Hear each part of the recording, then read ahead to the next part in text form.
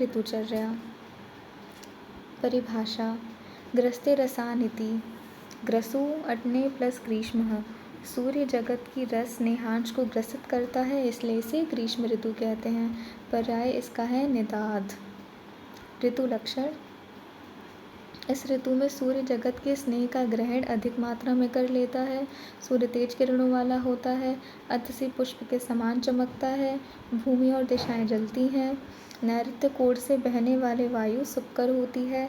आतप से प्रेरित प्राणियों हाथी महिष नदियों में उतरकर नदियों को मैला कर देते हैं। सूर्य की किरणें नदियों के जल को सुखा देती हैं। वृक्ष के पत्ते झड़ जाते हैं, वह छाल सूख जाती है और लताएं सूख जाती हैं। प्राणियों के शरीर में क्या लक्षण आते हैं? सूर्य की तीक्ष्ण किरणें संसार के जलीय तत्व को सुखा देता है। इसके कारण शरीरस्थ जलीय अंश कफ धातु का क्षय होने लगता है, वात दोष की वृद्धि होती है। अहितकर आहार है रस में मधुर रस, गुड़ में लघु स्निग्ध शीतल द्रव, शुद्धान्य शाली चावल और गोधूम। पान शर्करा मिश्रित शीतल पानक। पंचसार पान, रसाल, रा खांडव। मंथ का घोल पिए मतलब उद्मंथ पिए। मधुर शीत द्रवान का सेवन करें और नारियल जल और द्राक्षा जल का सेवन करें। ये सारे हैं हितकर आहार। मांस जांगल पशु पक्षी मांस, हरण मांस, तीतर बटेर आदि। दुग्ध वर्ग में घृत और दुग्ध। मध्य वर्ग में मद्यपान न करें। मद्यपान इज कॉन्ट्राइंडिकेटेड इन ग्रीष्म ऋतु। यदि पीना हो तो थोड़ा थोड़ा पिए अथवा उसमें बहुत जल मिलाकर पिए। हितकर विहार। चंदन लेपन करें, फूलों एवं रत्नों की माला धारण करें, पंखों की हवा, शीतल जल से बार बार सिंचन करें। वर्जित आहार विहार। लवण कटु अम्ल मद्य व मधु वर्जित है। व्यायाम और व्यवसाय वर्जित है अथवा 15 दिन में एक बार सेवन करें। धूप सेवन और आतप सेवन। वर्षा ऋतुचर्या। वर्षा ऋतु सर्वदोष प्रकोपक ऋतु होती है। वर्षो वर्षाणाम मत्स्यासु इति। जिस ऋतु में वर्षा एवं वायु वर्षण होता है वह वर्षा ऋतु है। इसके पर्याय हैं प्रावृट, जलार्णव, मेघागम, घनाकर, घनकाल। वर्षा ऋतु के लक्षण हैं सभी प्रकार के अनाज उत्पन्न होते हैं। आकाश नीले बादलों से आच्छादित एवं वर्षा के जल से पुष्पकरणी की सीढ़ियाँ डूब जाती हैं और कमल खिल जाते हैं।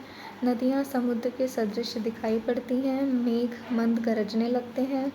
मयूर तथा मेढक बोलने लगते हैं। इंद्रकोप इंद्रधनुष चमकने लगता है। भूमि के चारों ओर हरी घास, छत्रक एवं कुटच के फल दिखाई देते हैं। शरीर में क्या क्या लक्षण आते हैं? मनुष्यों का शरीर एवं जाठराग्नि अत्यंत दुर्बल।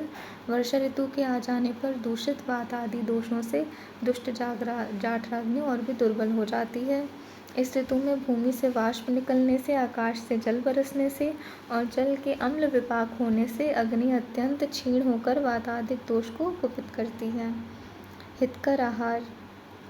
साधारण आहार विहार जो वातादि दोष शामक व जाठराग्नि वर्धक हो, इनका सेवन करें।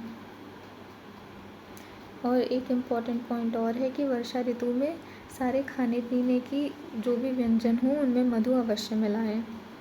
आहार के गुण क्या क्या हैं? अम्ल लवण रस, स्निग्ध लघु और शुभ धान्य में पुराना जौ, पुराना गेहूँ, पुराना शाली चावल। शिंबी धान्य में मूंग आदि दालों के यूष और चने का सेवन। मांस आहार में जांगल मांस रस, हरिण आदि मांस का सेवन। पान मधु मिलाकर अल्प मात्रा में माधविक अरिष्टासव। जल को गर्म करके शीतल किया हुआ जल पिएं। कूप एवं सरोवर का जल पीना चाहिए। मस्तु काला नमक मिश्रित पंचकोल अर्थात पिपली, पिपली मूल, चव्य चित्रक और नागर मोठा के चूर्ण को मांस रस में मिलाकर सेवन करें। हितकर विहार क्या है? आस्थापन, प्रघर्षण, उद्वर्तन, स्नान, लेपन, चंदन आदि सुगंधित द्रव्य लेप, सुगंधित पुष्पमाला धारण, पवित्र एवं हल्के वस्त्र धारण, क्लेद रहित स्थान में निवास। अहितकर आहार विहार। आहार नदी जल, तक्र, सत्तू, उद्मंथ। विहार में व्यायाम, धूप सेवन, नंगे पैर चलना, दीवा स्वप्न, अधिक नाथुन व रात्रि जागरण। अब आते हैं शरद ऋतुचर्या पे। शरद ऋतु सर्वदोष शामक ऋतु है। इसके पर्याय हैं शारदा, कालप्रभात, कालप्रभातम, वर्षावसान, मेघांत और प्रावृत्य। शरद ऋतु के लक्षण क्या क्या होते हैं?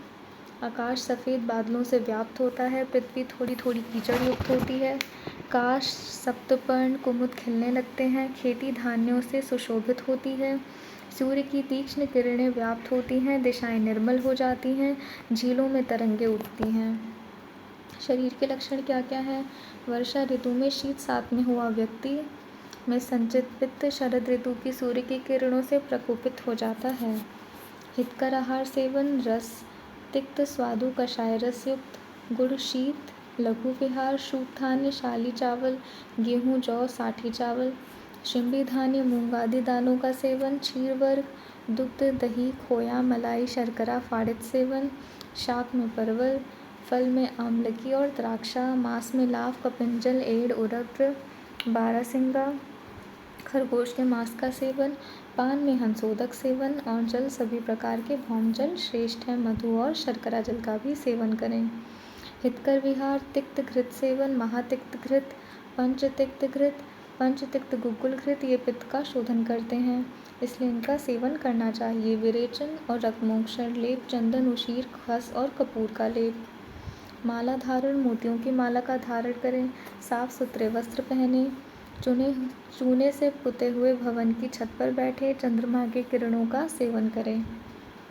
अहितकर आहार विहार, आहार आनूप मांस सेवन, वसा तैल सेवन, छार दही भरपेट भोजन, तीक्ष्ण मध्यस्थ सेवन अहित है। विहार है धूप सेवन, ओस का सेवन, दीवा शयन, पूर्वी वायु सेवन अहित है। अब हंसोदक पे आते हैं। हंसोदक को स्पेसिफिकली इसका अलग से वर्णन किया गया है अष्टांग में और चरक में। सुश्रुत ने इसका वर्णन नहीं किया है।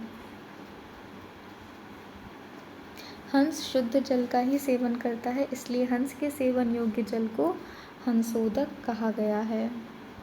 यहाँ हंस शब्द से सूर्य और चंद्रमा दोनों का ग्रहण किया जाता है, इसलिए उन दोनों से शुद्ध जल को हंसोदक नाम दिया गया है। इस तरह अमृत समान शुद्ध निर्मल जल शरद ऋतु में पाया जाता है। परिभाषा पे आते हैं। तप्तम तप्तांशु किरणः, शीतम शीतांशु राश्मिभिः, समन्त्य अहोरात्रम अगस्त्योदय निर्विषम, शुचि हंसोदकम नाम निर्मलम मलनिर्जलम। दिन में स्वाभाविक रूप से सूर्य की किरणों से तप्त हुआ और रात्रि में चंद्रमा की किरणों से शीतल अगस्त्य नक्षत्र के उदय होने के प्रभाव से विश्लेषित हुआ जल हंसोदक कहा जाता है। हंसोदक के गुण, शुचि हंसोदकम नाम निर्मलम मलज्जलम, नाभिशन्ति न वा रुक्षम, पानद्विष मृतोपमम। शुचि निर्मल, निर्विष, दोषनाशक, अनभिशन्ति और अरुक्ष। हंसोदक का उपयोग कहाँ होता है? स्नानार्थ, पानार्थ, अवगाहन कार्यों में अमृत के समान फल देने वाला होता है। प्रावृत ऋतु क्या है? विंध्य के दक्षिण भाग में वृष्टि अधिक होने से और शीत कम पड़ने से वर्षा ऋतु को प्रावृत ऋतु और वर्षा यह दो भेद मानते हैं। विंध्य के उत्तरी भाग में शीत अधिक पड़ने से और बारिश कम पड़ने से शिशिर और हेमंत दो ऋतुएं मानते हैं। वर्षा कम होने से वर्षा को एक ही मानते हैं। इसीलिए स्वस्थ वृत्त की दृष्टि से दक्षिण भाग में प्रावृत को लेकर 6 ऋतुएं तथा उत्तरी भाग में शिशिर को लेकर 6 ऋतुएं मानी गई हैं। ये देखिए, विंध्य के दक्षिण भाग की ऋतुएं वसंत, ग्रीष्म, प्रावृत, वर्षा, शरद और हेमंत। और यहाँ पे विंध्य के उत्तरी भाग में शिशिर, वसंत, ग्रीष्म, वर्षा, शरद और हेमंत। शिशिर यहाँ पे नहीं है, यहाँ शिशिर है, इसलिए यहाँ प्रावृत ऋतु का विवरण करना उचित मानकर यहाँ प्रावृत ऋतुचर्या कहा गया है। अब आते हैं प्रावृत ऋतुचर्या पे। प्रकर्षेण आस्यमक प्रकारेण च वर्षातीति। ऋतु लक्षण, आकाश मंडल मेघ से व्याप्त हो जाते हैं, वायु पश्चिम दिशा से बहती है, पृथ्वी कोमल और श्याम रंग की घास से व्याप्त हो जाती है, इंद्रगोप चमकने लगती है, कदम्ब, नीम, कुटच, सल्ज, केतकी से मौसम भूषित रहता है। सेवनीय आहार: रस, मधुर, अम्ल, लवण, गुड़, अभिषंद और गुरु। आहार: तैल, मंदोष्ण, दुग्ध, घृत सेवन, औषध सिद्ध मांस, रस सेवन, शाली धान्य, पुराना शाली, पुरान गेहूँ सेवन करें। मध्य वर्ग में पुराना मध्य, पुराना अरिष्ट, टासव, पुरान मैरेयक। जल, उष्ण जलपान, हितकर विहार में निरोग वस्ती, अनुवासन वस्ती, वातनाशक उपाय, स्नेहन और स्वेदन। अहितकर आहार: नवीनन, सत्तू, उद्मंत, रुक्ष, शीतलम, अन्न आहार, शीतल जल और नदी जल, उष्ण पदार्थ वर्ज्य। विहार, धूप सेवन, दिवाशयन, व्यायाम और स्त्री